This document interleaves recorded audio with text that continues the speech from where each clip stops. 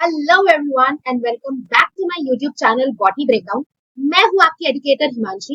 चलिए, तो आज का हमारा टॉपिक है कोऑर्डिनेशन इन प्लांट्स।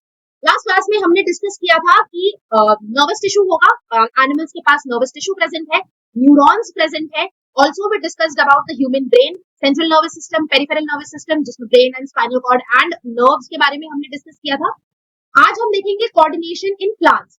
सबसे पहली बात तो क्लास शुरू करने से पहले कोऑर्डिनेशन क्या होता है?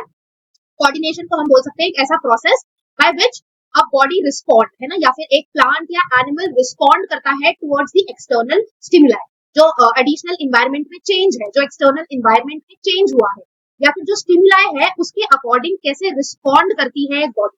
या तो वो प्लांट की बॉडी हो सकती है या एनिमल की बॉडी हो सकती है, उसे हम बोल देते हैं कोऑर्डिनेशन।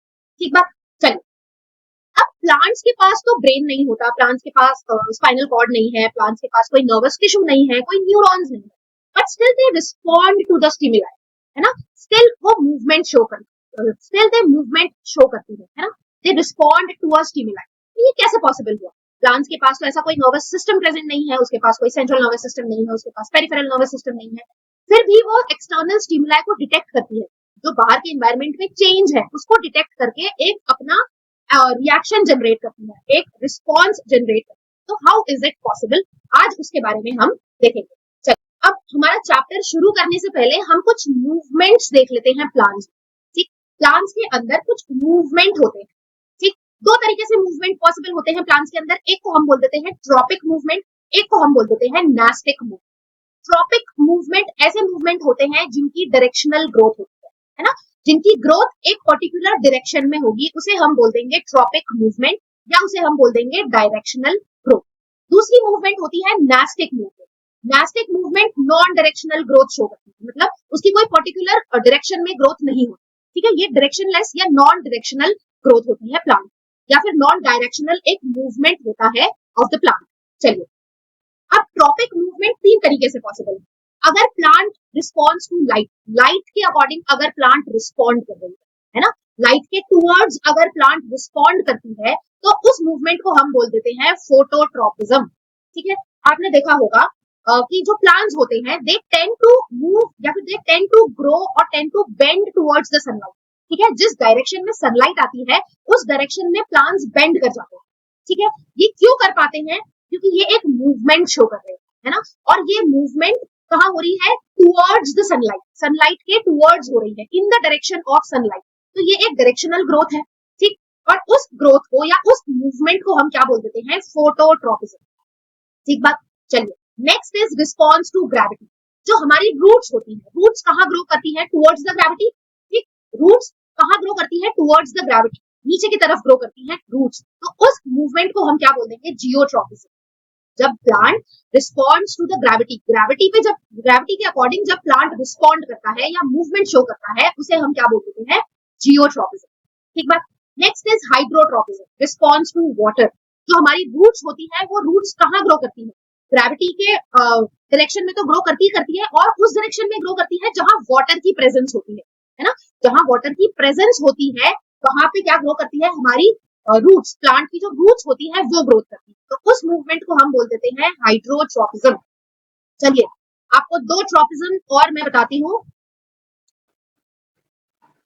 एक हो जाएगा कीमोट्रॉपिज्म।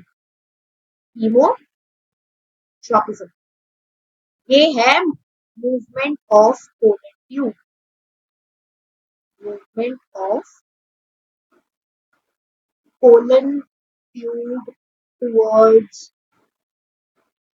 ओव्यूल।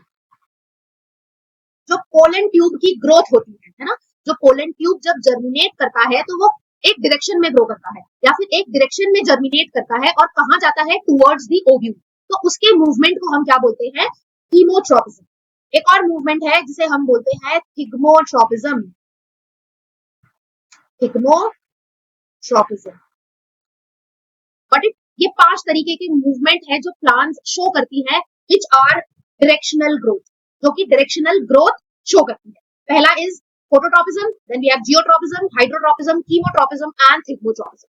ठीक बात। चलिए, ये तो कैसा था? डायरेक्शनल ग्रोथ था, एक डायरेक्शन में ग्रोथ हो रही है। Next is nastic movement. Nastic movement क्या है? जो टच मी नॉट प्लांट्स होते हैं they tend to close their leaves. जो टच मी नॉट प्लांट्स होते हैं उनको अगर आपने टच किया तो क्या होता है, उनकी जो लीव्स होती है वो क्लोज हो जाती है, राइट। वो क्लोज तो हो जाती है और क्या होता है, इनका कोई डायरेक्शन नहीं होता, किसी डायरेक्शन में क्लोज थोड़ी होती है, नॉन डायरेक्शनल मूवमेंट होता है और इसका एग्जांपल है touch me not plants. But it चलिए, अब हमने ये जो दोनों मूवमेंट देखे हैं, tropic movement and nastic movement, ये कैसे है, ये कौन कंट्रोल करता है, ये कंट्रोल करते हैं प्लांट के जो हार्मोन्स होते हैं। प्लांट के अंदर कुछ केमिकल मैसेंजर्स होते हैं, कुछ केमिकल्स रिलीज होते हैं जिनको हम बोलेंगे प्लांट हार्मोन्स। ये हार्मोन्स क्या करते हैं, ये मूवमेंट शो करते हैं, ठीक है। प्लांट्स के पास एज सच कोई नर्वस टिश्यू प्रेजेंट नहीं है, कोई नर्वस सिस्टम प्रेजेंट नहीं है। प्लांट के पास क्या प्रेजेंट है, हार्मोन्स प्रेजेंट है जो कि केमिकल कोऑर्डिनेशन शो करता है। क्या शो करता है, केमिकल कोऑर्डिनेशन शो करता है, कौन, प्लांट हार्मोन्स। गॉट इट, कि प्लांट के अंदर कोऑर्डिनेशन कैसे पॉसिबल है, due to the presence of plant hormones. चलो अब हम देखते हैं प्लांट हार्मोन्स क्या होते हैं, ठीक। प्लांट हार्मोन्स, सबसे पहली बात तो ये सिर्फ मूवमेंट ही कंट्रोल नहीं करते, जो हमने अभी देखा कि डायरेक्शनल और नॉन डायरेक्शनल मूवमेंट थे, ये सिर्फ उनको ही कंट्रोल नहीं करते। प्लांट के अंदर और भी बहुत सारी स्टेजेस होती हैं, प्लांट के अंदर और भी बहुत सारे रिस्पॉन्सेज होते हैं, उनको कंट्रोल करती है, जैसे ग्रोथ एंड डेवलपमेंट। प्लांट के अंदर ग्रोथ हो रही है, प्लांट का सीड जर्मिनेट करता है, प्लांट के अंदर डेवलपमेंट हो रही है ना, प्लांट छोटे से बड़ा हो गया, किसके प्रेजेंस की वजह से, प्लांट हार्मोन्स की प्रेजेंस की वजह से ना। प्लांट के अंदर प्लांट की लीव्स टूट के गिरती हैं, प्लांट के अंदर फ्रूट्स जो होते हैं वो राइपन होते हैं, वो पकते हैं, उनके अंदर फ्लावर का डेवलपमेंट होता है। ये जितनी भी डेवलपमेंटल प्रोसेस है या ग्रोथ की प्रोसेस है, ये सब कौन कंट्रोल करता है, प्लांट हार्मोन कंट्रोल, ठीक है। चलिए, plant hormones help to coordinate growth, development and responses to the environment. क्या क्या कंट्रोल करेगा plant hormone, growth, development and response to the environment. Response हमने देख लिया, कैसा रिस्पॉन्स था, जो मूवमेंट था, एक था ट्रॉपिक मूवमेंट, दूसरा था nastic movement. Also growth coordinate करेगा एंड डेवलपमेंट भी कोऑर्डिनेट करेगा। गॉट इट, चलो चलिए, next is they are synthesized at places away from where they act and simply diffuse to the area of action. अब plant के अंदर various type of hormones हैं, plant के अंदर अलग अलग हार्मोन्स हैं और ये सारे हार्मोन्स एक ही जगह पे सिंथेसाइज नहीं होते। प्लांट के जितने भी हार्मोन्स हैं अलग अलग जगह पे, प्लांट के पास अलग अलग पार्ट है, ठीक है। प्लांट के अलग अलग पार्ट्स में अलग अलग हार्मोन सिंथेसाइज होते हैं, right. Away from where they act, जहां इनका काम होता है उससे कहीं दूर जाके बनते हैं, ठीक। Away from where they act, जहां इनका एक्शन होना होता है, मतलब away from where they act, जहां इनका काम होता है उससे कहीं दूर बनते हैं। And simply diffuse to the area of action, और क्या होता है, इनका डिफ्यूजन होता है to the area of action, जहां इनको अपना रिस्पॉन्स शो करना होता है, वहां से to the site of area, जहां पे ये बने हैं वहां से क्या होता है, इनका डिफ्यूजन। व्हाट इट, चलिए आपको मैं एक बार डायग्रामेटिकली इस चीज को दिखाती हूँ। सपोज ये एक प्लांट है, ये देखिए ये एक प्लांट है सपोज, ठीक, ये इसकी रूट्स है। चलो अब हम बोलते हैं कि ये जो प्लांट है इसकी हार्मोन की सिंथेसिस इस पार्ट में हुई, ठीक। ये है site of hormone synthesis, site of hormone synthesis. यहां हमारा हार्मोन सिंथेसाइज हुआ, ठीक, यहां सिंथेसाइज हुआ और एक्शन कहां होना है, ठीक, यहां पे सपोज रूट्स में ले लेते हैं। चलो रूट्स का ये इस वाले पार्ट में अब क्या होगा, एक्शन होगा। तो क्या होगा, जहां से जो हार्मोन्स है जहां सिंथेसाइज हुआ है वहां से कहां मूव करेगा, towards the site of action. ये है साइट ऑफ एक्शन, जहां हार्मोन की जरूरत है अभी, है ना। वहां से कहां से डिफ्यूज होगा, जहां से बना है वहां से डिफ्यूज होगा, वहां से इसका मूवमेंट होगा towards the site of action. ठीक, कि कैसे हार्मोन्स डिफ्यूज होते हैं, कहाँ बनते हैं, दूर कहीं बनते हैं और जहां इनका काम होता है वहां आके डिफ्यूज हो जाते हैं। ठीक, चलो, instead of generating an electrical impulse stimulated cells release a chemical compound. ठीक, अब क्या होते हैं, प्लांट्स कोई इलेक्ट्रिकल इम्पल्स थोड़ी जनरेट करते हैं, प्लांट्स के पास तो कोई नर्वस टिश्यू नहीं है, कोई न्यूरॉन नहीं है, तो क्या होगा, प्लांट इलेक्ट्रिकल इम्पल्स जनरेट नहीं करते। प्लांट क्या करते हैं, स्टिमुलेटेड सेल्स, जिन सेल्स ने स्टिमुलस रिसीव किया है ना, जिन सेल्स को चेंज डिटेक्ट हुआ है, जिन सेल्स ने चेंज डिटेक्ट किया है एक्सटर्नल इन्वायरमेंट से, वो क्या रिलीज करेंगे, एक केमिकल कंपाउंड रिलीज करेंगे, और उस केमिकल कंपाउंड का नाम क्या है, हार्मोन। उस केमिकल कंपाउंड का नाम है हार्मोन। वो हार्मोन रिलीज करेंगे that diffuse around all cell, जो कि पूरे सेल में क्या हो जाएगा, डिफ्यूज हो जाएगा, ठीक। और एक स्पेसिफिक रिएक्शन या एक स्पेसिफिक एक्शन जनरेट करेगा। व्हाट इट, कैसे प्लांट हार्मोन्स काम करते हैं। चलिए मूविंग फॉरवर्ड, अब हम देखते हैं various kinds of plant hormones, ठीक है, अलग अलग टाइप ऑफ प्लांट हार्मोन्स होते हैं। चलिए सबसे पहला है ऑक्सिन, ठीक। ऑक्सिन क्या करता है, सिंथेसाइज्ड इन शूट टिप्स, शूट की जो टिप होती है, ये देखिए, ये एक प्लांट है, ये इसकी लीव्स है, ये इसकी रूट है। अब प्लांट है, इसकी टिप पे कौन सिंथेसाइज होता है, ऑक्सिन। ऑक्सिन जो होगा प्लांट की या शूट की टिप पे सिंथेसाइज होता है और सेल का ग्रो कराता है, मतलब सेल का इलोंगेशन कराता है। एक सेल सपोज अगर इतना है, ठीक, जब उस पे हार्मोनल एक्शन होता है तो वो सेल कुछ ऐसा इलोंगेट हो जाता है, ठीक है। ये नॉर्मल सेल है और जब हार्मोनल एक्शन हुआ तो ये कुछ ऐसा हो जाता है, ठीक। तो मतलब प्लांट सेल्स का क्या कराता है, सेल्स को लॉन्गर ग्रो कराता है, सेल का इलोंगेशन कराता है, ठीक बात। चल, सिंथेसाइज्ड इन शूट टिप पे बनता है, helps the cell to grow longer, it diffuses towards the shady side of the shoot. ये देखिए ये देखिए यहाँ से सन है, सन किस डायरेक्शन में आ रहा है, इस डायरेक्शन में, ठीक। तो ये तो पूरा एक्सपोज्ड पार्ट है, ये देखिए ये सन है, सन के टुवर्ड्स बेंडिंग हो रही है। ये बेंडिंग कैसे होती है मैं आपको दिखाती हूँ, कि सन है, सन की लाइट आ रही है, लाइट कौन से पोर्शन पे आके रिसीव हो रही है, इस पोर्शन पे, राइट। ये एक्सपोज्ड पोर्शन है, ये लाइटेड पोर्शन है, जहां पे आके क्या लाइट रिसीव हो रही है या सनलाइट रिसीव हो रही है। अब ये वाला जो पोर्शन है, चलिए मैं दूसरे कलर से आपको दिखाती हूँ, ये वाला जो पोर्शन है ये डार्क पोर्शन है, यहाँ सनलाइट रिसीव नहीं हो रही। इसी रीजन में क्या होगा, ऑक्सीजन सिंथेसाइज होगा, ठीक। इस रीजन में क्या होगा, ऑक्सीजन का सिंथेसिस होगा और यहाँ पे क्या होगा, सेल्स जो है वो इलोंगेट करेंगी यहाँ पे, ठीक। क्या करेंगी, यहाँ की जो सेल्स हैं, जो शेडेड एरिया में जो सेल्स हैं, वहां पे क्या होगा, इलोंगेशन होगा। क्यों, क्योंकि शेडेड एरिया में ही ऑक्सीजन का सिंथेसिस होगा, ठीक बात। ऑक्सीजन का सिंथेसिस कहाँ होता है, शेडेड एरिया में, वहां नहीं होगा जहां जो पार्ट एक्सपोज है सनलाइट के, वहां ऑक्सीजन का सिंथेसिस नहीं होगा। जिस पार्ट पे या फिर जिस शूट के पार्ट पे सनलाइट नहीं आ रही, उस पार्ट में क्या होगा, ऑक्सीजन का सिंथेसिस होगा। और जब ऑक्सीजन का सिंथेसिस होगा तो वहां के सेल्स इलोंगेट होंगे, ठीक। वहां के सेल्स जब इलोंगेट होंगे तब इवेंचुअली क्या होगा, शूट की ग्रोथ होगी, ठीक। सेल्स अभी तो छोटे छोटे हैं, ठीक, अभी तो छोटे छोटे सेल है, लेकिन जब ऑक्सीजन की प्रेजेंस होती है तो सेल कैसे हो जाएंगे, इलोंगेट होंगे।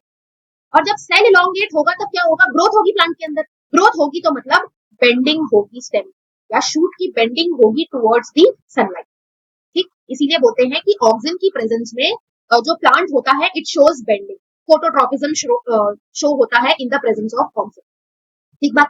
चलिए, it stimulates the cell to grow long on the shaded side, shaded sides की जो सेल है वो ज्यादा बड़ी होंगी, they grow, thus the plant appears to bend towards light। इसीलिए हमें ऐसा लगता है कि प्लांट क्या हो रही है, towards the light bend हो रही है।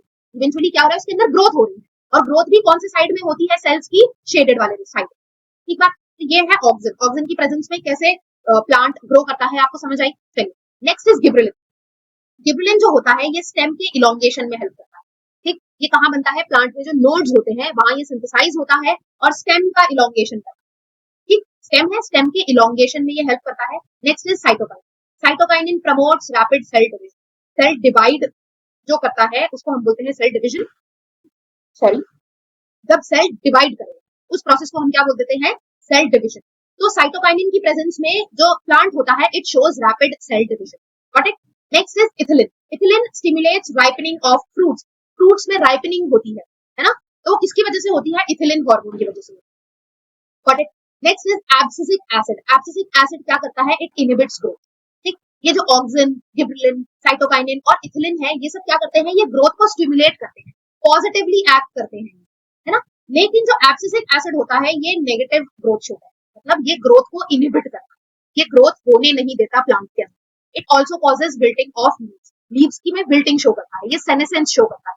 जो लीव्स होती हैं, लीव्स को सेनेसेंस मतलब जो प्लांट पेड़ से टूट के लीव्स गिर जाती हैं उस प्रोसेस को हम बोलते हैं सेनेसेंस। ठीक है, एजिंग ऑफ लीव्स कराता है।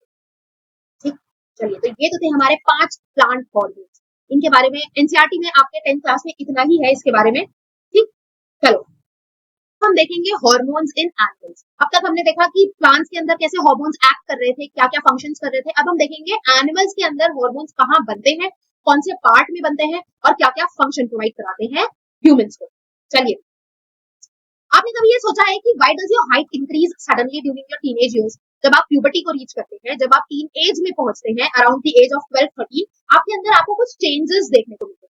क्या क्या चेंजेस देखने मिलते हैं कि आपकी हाइट सडनली बहुत ज्यादा बढ़ने लगती है, आपके अंदर मस्कुलर डेवलपमेंट होने लगता है, आपकी वॉइस चेंज होती है, आपके बॉडी हेयर्स की ग्रोथ होने लगती है ना, आपकी जो सेकेंडरी सेक्सुअल कैरेक्टर्स हैं उनका डेवलपमेंट होने लगता है। तो ये किसकी प्रेजेंस की वजह से ये सारी चीजें होती है?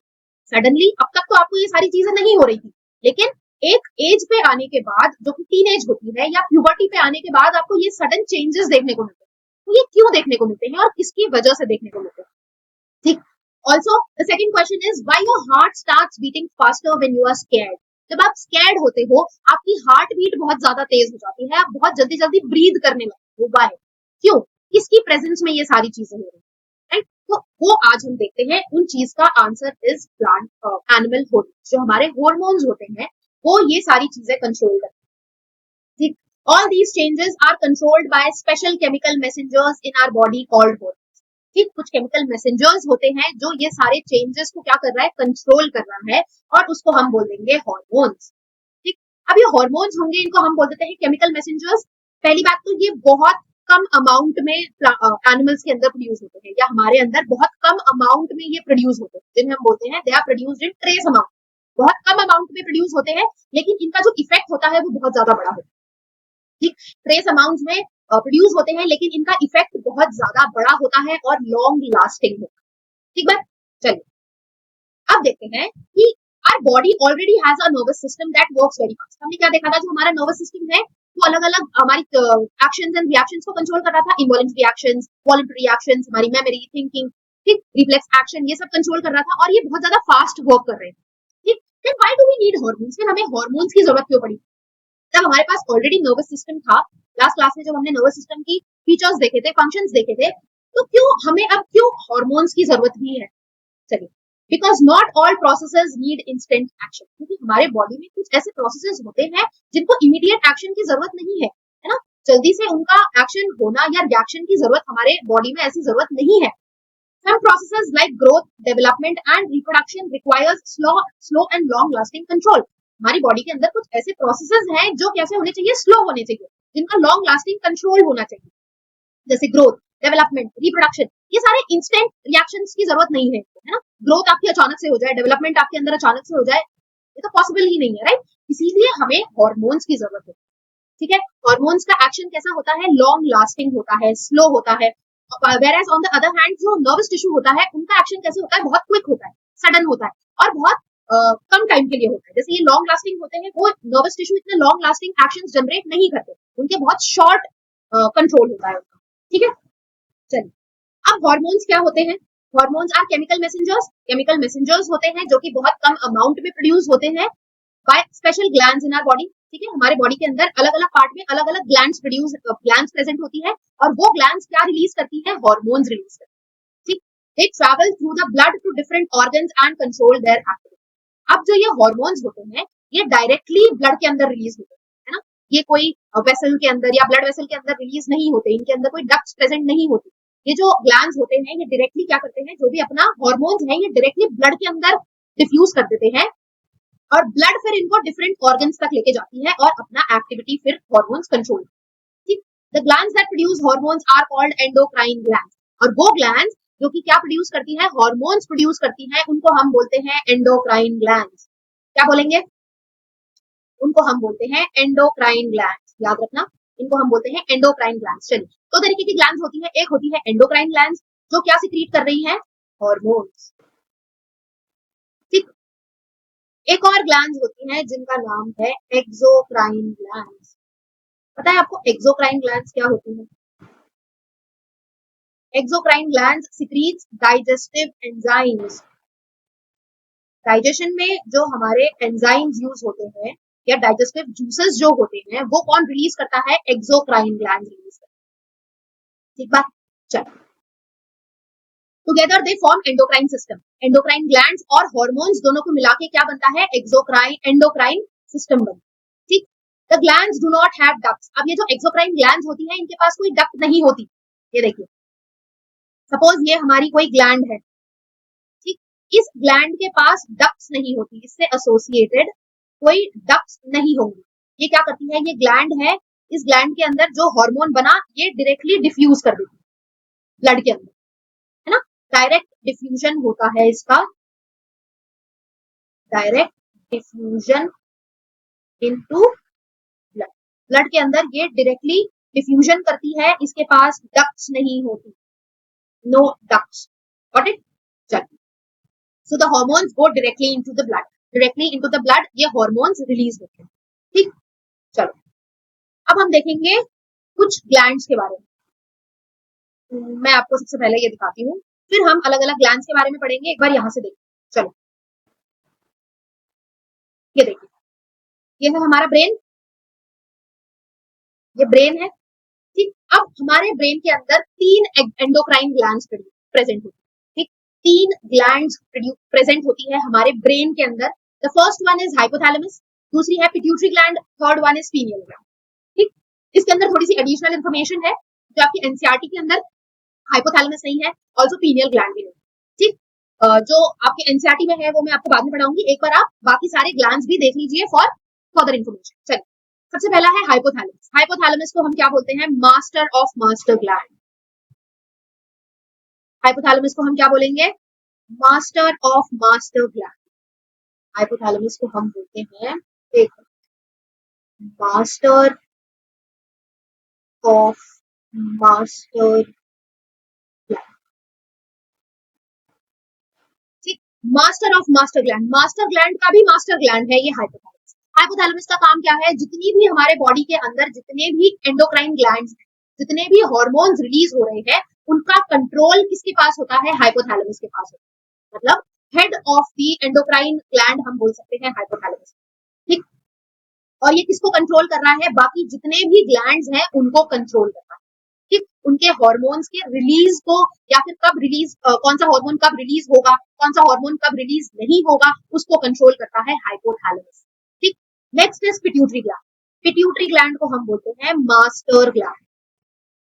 क्या बोलेंगे? Master gland. इस मास्टर ग्लैंड का भी मास्टर ग्लैंड है हाइपोथैलेमस, इसीलिए इसे बोलते हैं मास्टर ऑफ मास्टर ग्लैंड। और हाइपोथैलेमस, पिट्यूटरी को क्या बोलते हैं? मास्टर ग्लैंड बोलते हैं। ठीक बात, चलिए। अब जो हाइपोथैलेमस है, हाइपोथैलेमस अलग अलग हॉर्मोन्स सिक्रीट करता है। ठीक, कौन से हॉर्मोन सिक्रीट करेगा? Releasing hormones. ठीक, रिलीजिंग हॉर्मोन्स सिक्रीट करता है hypothalamus. Various kinds of releasing hormones होता है, जैसे ग्रोथ हार्मोन, रिलीजिंग हार्मोन, और भी अलग अलग हॉर्मोन्स होते हैं, उनका सिक्रीशन कौन करता है? हाइपोथैलेमस। अब जो पिट्यूटरी ग्लैंड है ये भी अलग अलग हॉर्मोन्स का सिक्रीशन करता है, लेकिन मेनली जो हम पढ़ेंगे पिट्यूटरी ग्लैंड कौन सा हार्मोन सिक्रीट करता है? ग्रोथ। मेनली ये ग्रोथ हार्मोन के सिक्रीशन में हेल्प करता है। ठीक बात, हमारे बॉडी के अंदर जितनी भी ग्रोथ हो रही है ना, हमारी हाइट बढ़ रही है, हमारे अंदर डेवलपमेंट हो रहा है, ये किसकी वजह से होता है? पिट्यूटरी ग्लैंड एक हार्मोन सिक्रीट करती है जिसका नाम है ग्रोथ हार्मोन, जो कि क्या कराता है? ग्रोथ कराता है। ठीक बात, चलिए।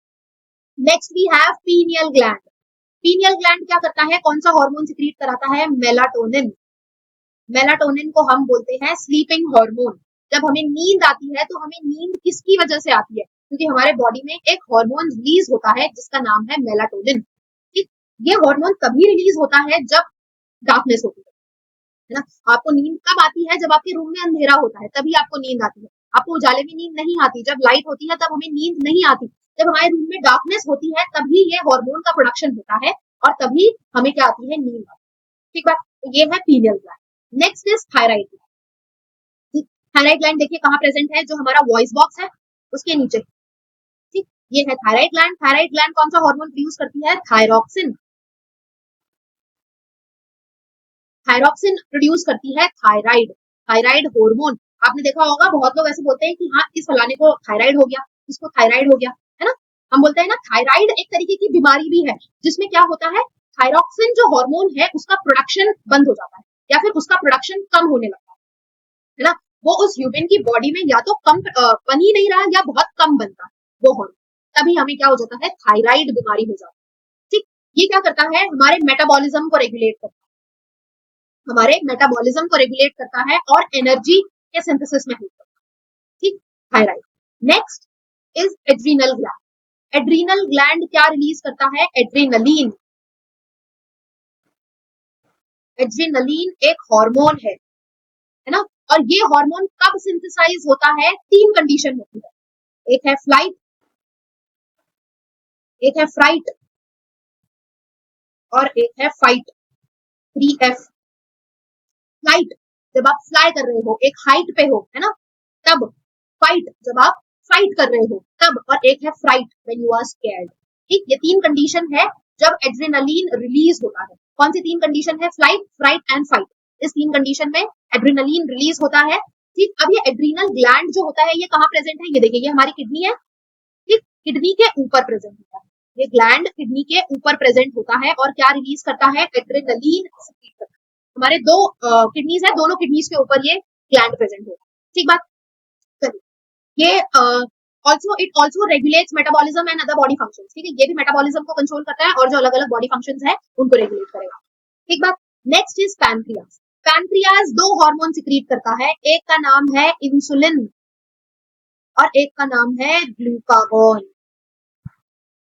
ठीक, इंसुलिन एंड ग्लूकागॉन। इंसुलिन क्या करता है, इंसुलिन आपको पता होगा, बहुत सारे लोग होते हैं जिनको डायबिटीज होती है, वो इंसुलिन के इंजेक्शन लेते हैं खाना खाने से पहले, है ना। क्यों लेते हैं वो इंसुलिन खाना खाने से पहले, क्योंकि जब हम खाना खाते हैं तो हमारे ब्लड के अंदर ग्लूकोज का लेवल बढ़ जाता है। ठीक, उस ग्लूकोज के लेवल को कम करता है insulin. Insulin decreases the blood glucose level. ठीक, इंसुलिन का काम क्या है, इंसुलिन डिक्रीज करता है ब्लड ग्लूकोज लेवल। ब्लड में जो ग्लूकोज लेवल है इंसुलिन उसे कम करता है, और जो ग्लूकागॉन है ये बढ़ाता है ब्लड ग्लूकोज लेवल।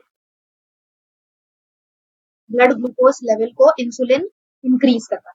ठीक, पैनक्रियाज, पैनक्रियाज ठीक, पैनक्रियाज दो तरीके के हार्मोन्स प्रोड्यूस करता है, एक है इंसुलिन, दूसरा है ग्लूकागॉन। इंसुलिन का काम क्या है, ब्लड ग्लूकोज लेवल को कम करना, और ग्लूकागॉन का काम क्या है, ब्लड ग्लूकोज लेवल को बढ़ाना।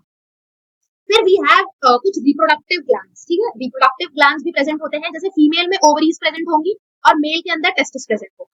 ठीक, तो फीमेल के अंदर ओवरीज प्रेजेंट होती हैं, वो ओवरीज क्या रिलीज करती है, कौन से हार्मोन्स रिलीज करेंगी, एक है एस्ट्रोजन, ठीक, दूसरा है प्रोजेस्टेरॉन। Oestrogen and progesterone. जो मेल है, मेल के अंदर टेस्टिस प्रेजेंट है, टेस्टिस कौन सा हार्मोन प्रोड्यूस करता है, टेस्टोस्टेरोन। आई बात समझ में, ये तो कहाँ प्रोड्यूस हो रहा है, फीमेल्स के अंदर, और ये कहाँ प्रोड्यूस हो रहा है, मेल के अंदर। ठीक, फीमेल के अंदर एस्ट्रोजन और प्रोजेस्टेरॉन क्या काम करते हैं, ये कब रिलीज होते हैं, प्रोड्यूस ड्यूरिंग द प्यूबर्टी। ठीक, प्यूबर्टी में रिलीज होते हैं, हमारे सेकेंडरी सेक्सुअल कैरेक्टर्स को क्या करते हैं, कंट्रोल करते हैं, फर्टिलिटी कंट्रोल करते हैं। ठीक, फीमेल्स के अंदर, और मेल्स के अंदर टेस्टोस्टेरोन रिलीज होता है प्यूबर्टी, टीनेज में, ये भी आपके सेकेंडरी सेक्सुअल कैरेक्टर्स होते हैं, उनको डेवलप करते हैं और स्पर्म का प्रोडक्शन मैनेज करते हैं। Got it. ठीक, ये तो था आपका एंडोक्राइन सिस्टम। आई बात समझ में कि कौन सा ग्लैंड कहाँ प्रेजेंट होता है और कौन से हार्मोन्स रिलीज करेगा। ठीक बात, चलिए अब आपके एनसीईआरटी में जिन हार्मोन्स के बारे में है उनको भी हम एक बार पढ़ लें। चलिए, तो सबसे पहला hormone is pituitary hormone, sorry pituitary gland. सबसे पहला ग्लैंड कौन सा है, पिट्यूटरी ग्लैंड। पिट्यूटरी ग्लैंड को हमने क्या बोला था, मास्टर ग्लैंड बोला, मास्टर ग्लैंड बोला। और ये कौन सा हार्मोन रिलीज करता है, ग्रोथ हार्मोन। ठीक, ग्रोथ हार्मोन सपोज बहुत ज्यादा प्रोड्यूस हो रहा है, ठीक है, ग्रोथ हार्मोन का प्रोडक्शन बहुत ज्यादा हो रहा है सपोज, एक मिनट, सपोज जो ग्रोथ हार्मोन है उसका प्रोडक्शन बहुत ज्यादा हो रहा है, तो हमारे अंदर एक डिजीज कॉज हो सकती है ना, एक डिजीज कॉज होगी जिसका नाम है एक्रोमीगैली।